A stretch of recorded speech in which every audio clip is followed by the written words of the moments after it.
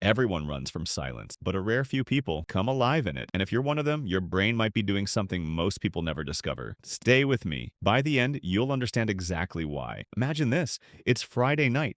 The city is loud. Your friends are at some party, drinks in hand, music shaking the walls. And you're somewhere quiet. Maybe your room, maybe a park bench. Just you and your thoughts. A tiny voice whispers, "Something's wrong with me for wanting this." But here's the crazy part. That voice was never yours.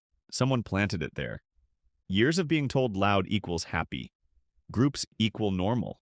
Silence equals sad. Today, we're going to break that lie apart, piece by piece. Because science says something completely different. If you do these next 6 signs on purpose without anyone asking, your mind is operating on a level most people never reach. Sign 1. You solve problems in silence. First, most people panic. The second life gets hard. They grab their phone, text 5 people, beg for opinions, not you. You sit with the problem first. You turn it over like a stone in your hand. You look at it from every angle. You get frustrated. You calm down. You look again. Psychologists have a name for this, on an internal locus of control. It means you trust your own mind before you trust the crowd. And here's the twist. This one habit quietly makes you a sharper decision maker than almost everyone around you. Not because you're smarter on paper, because you've learned to think without a safety net. Sign 2.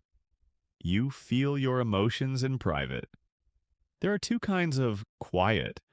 One is a person shutting down, hiding, going numb. The other is a person doing real work, sitting with the pain, asking honest questions, feeling everything fully instead of performing it for a crowd. You already know which one is you. Scientists call this emotional granularity. The power to name your feelings with pinpoint precision. Not just sad, but the exact shade, the exact texture of that sadness. And here's why it matters. That skill alone is linked to stronger relationships, sharper emotional control, and better mental health overall. Most people never build it because they never sit still long enough to feel anything clearly. Sign 3. You have secret rituals nobody knows about, a walk you take the exact same way every single week. A playlist that only exists for when you're alone. A few silent minutes before the world wakes up and starts demanding things from you. Nobody assigned these rituals to you. Nobody's watching. You just started, and they stuck. Psychologists call this self-authorship. You're not waiting for the world to hand you an identity. You're building your own, quietly, brick by brick. But here's where it gets dangerous. A lot of people who do this will feel guilty about it. Society whispers that they're cold, closed off, too much in their own head. So they stop. They force themselves into rooms that don't fit. They perform a personality they don't feel. They shrink their inner world just to seem normal. And what they lose can't easily be bought back. A real relationship with their own mind. Here's the twist, though. The people pushing hardest against solitude, often they're the ones most afraid of it themselves. Because when you're alone and quiet, there's nowhere left to hide from you. Sign 4. You decide without needing a crowd's approval. You'll gather opinions, you'll listen to advice. But when it's finally time to choose, the job, the relationship, the risk, you go quiet and you decide alone. You don't need 5 people clapping before you feel okay. This is rarer than it sounds. For decades, psychology has proven how powerfully humans copy the herd, especially when they're scared or unsure. But you broke that wiring. To you, other people's opinions are just data, not orders. That difference, that's real independence. And almost nobody has it. Sign 5. You enjoy your own company. No excuses needed. There's a lonely kind of alone, where you're wishing someone, anyone would show up. And then there's the full kind, where the silence doesn't feel empty. It feels like home. Psychologists call this self-companionship. And here's the shocking part. It predicts long-term happiness better than money, better than fame, even better than relationships. Sign 6. You reflect on yourself without being forced to. This is the big one. Save this for last because it changes everything. Late at night, after something goes wrong, you quietly ask yourself, why did I really do that? What was I actually feeling? Nobody made you ask this. No punishment forced it. No one is watching. Developmental psychologists call this a post-conventional mind. Your moral compass points inward, not outward. Most people only reflect after life punches them in the face. You reflect before the punch even lands. But here's the crazy part. Your mind doesn't stop there.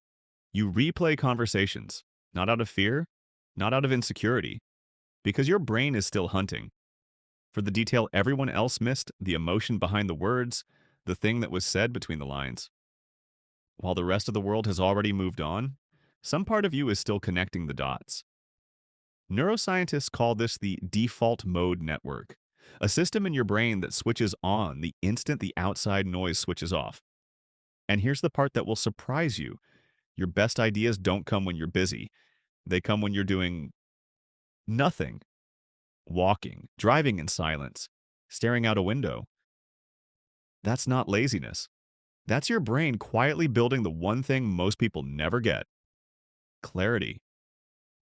Here's what nobody tells you. Being alone doesn't cut you off from life. It reconnects you to it. When the noise disappears, you finally hear what's actually yours. Your real fears, your real goals, your real desires. Not the ones you inherited from everyone else. Most people never examine the life they're living. They just inherit it. From parents, from friends, from algorithms.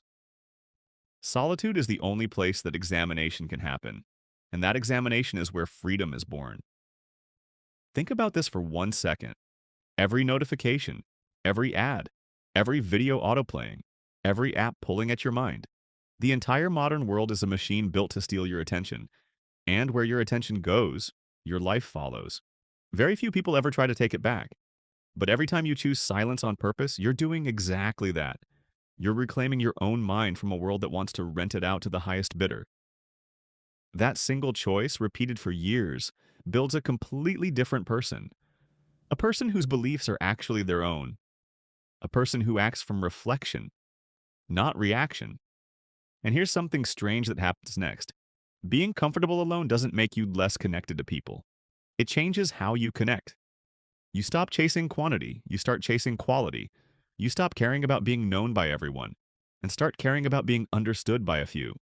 Because attention and connection are not the same thing. Ever walked out of a packed room and still felt completely alone? That's proof. Connection isn't built by how many people surround you. It's built by understanding. And people who spend real time alone get frighteningly good at spotting the difference. People think confidence means being loud, bold, charismatic. But real confidence is something quieter. It's trust. Trust that you'll be okay even when no one is guiding you.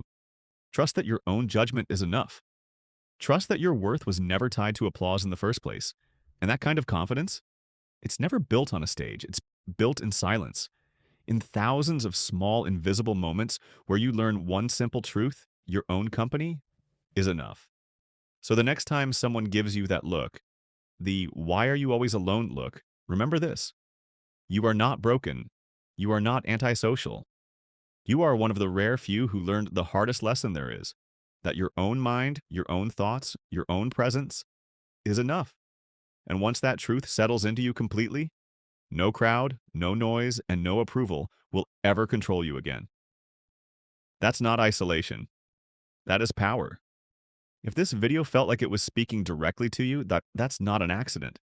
That's exactly why this channel exists. This is Mind Unlocked.